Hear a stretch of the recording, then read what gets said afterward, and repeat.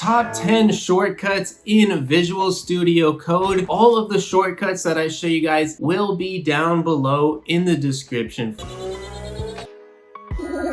In Visual Studio Code, you guys can see I have a basic HTML and CSS website, but keep in mind these shortcuts will work with any programming language in any project within VS Code. Number 10 is going to be Control-Shift-F. What this is going to do is it's going to let you search through your project file. So if I want to search for a link element, for example, I can type in link and then I can go ahead and select the first one here and it will take me directly to that link element. Number 9 is going to be Control-Shift-N, and this is going to open a completely new Visual Studio Code window like so. So if you're working with front-end and back-end technologies, this will really come in handy. Or if you want to see your HTML files and your CSS file in two separate windows, this will help you guys out. Number 8 is going to be Control-B, and what this is going to do is it's going to toggle on and off your Explorer window here. Really easy. So this is going to save you a little bit of time. Number 7 is going to be Control//, and what this is going to do is it's going to split your editor in two. So if I want to have, for example, my index.html here and my styles over here, I can go ahead and do that real easy and edit on the fly a lot quicker. And from here, if you want to close this, you can go ahead and select these three dots and just go ahead and select close all. Number 6 is going to be Alt and the up and down arrow key. So if I go in front or behind my body element here, hold Alt and hit the down arrow, it will move this opening body tag down. So you guys can see that I can easily adjust elements within my code by using this functionality. Number 5 is going to be Control/, and this is going to initialize a comment. So I can go ahead and create a comment on the fly by using Control/.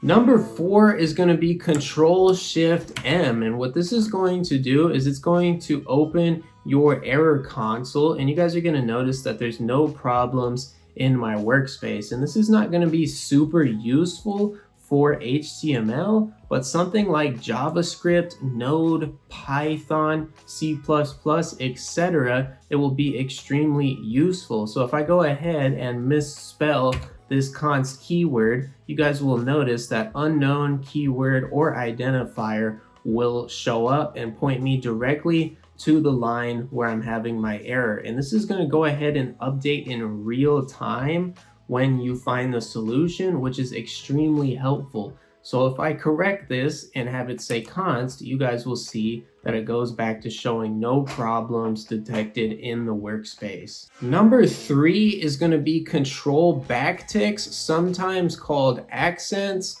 They're usually located at the top left of your keyboard. Once you click this, it's going to go ahead and open a terminal on the fly really quick so you don't have to navigate up here and open everything slowly. Number 2 is going to be Control-Shift-L. So if I want to select all my divs, for example, I can go ahead and select the div text here, go ahead and say Control-Shift-L, and it's going to select every occurrence of div. And if I go down here, you guys are going to notice that it's not case sensitive. So if I select the capital H here and say Control-Shift-L, it's also going to select all the lowercase h's as well. Moving on to number 1 today. If you guys disagree with this selection, let me know why down below in the comments and let me know which one you think should be number 1 here today. Again, I'm going to go ahead and target div here, and if I go ahead and say Control-D, it's going to select the next occurrence of my div,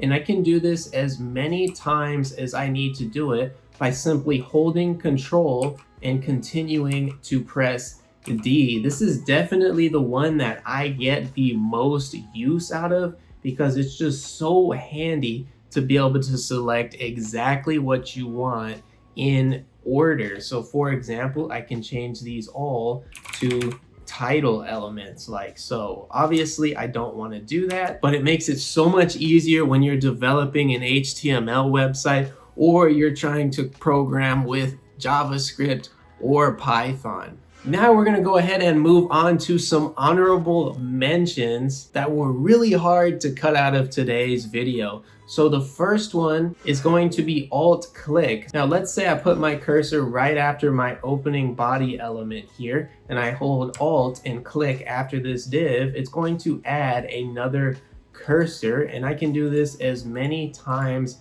as I want to, and it also lets me add text or whatever I need to add in that specific spot. Next is going to be really useful if you're editing text, and this one is going to be control followed by the left or right arrow. So if I put my cursor at the end of this I letter here and then I hold control and hit right arrow, it's going to move to the end of the next word. And you can do this as much as you need to by simply holding control and hitting the right or left arrow keys. And now you guys can see I'm skipping entire words and moving to the end. So this makes it really useful if you have a large block of text. If you guys disagree with any of the shortcuts that made the list here today or think they should be completely reorganized, let me know what you guys think down below in the comments. If I missed an extremely important shortcut, also let me know because I'm always trying to learn more information.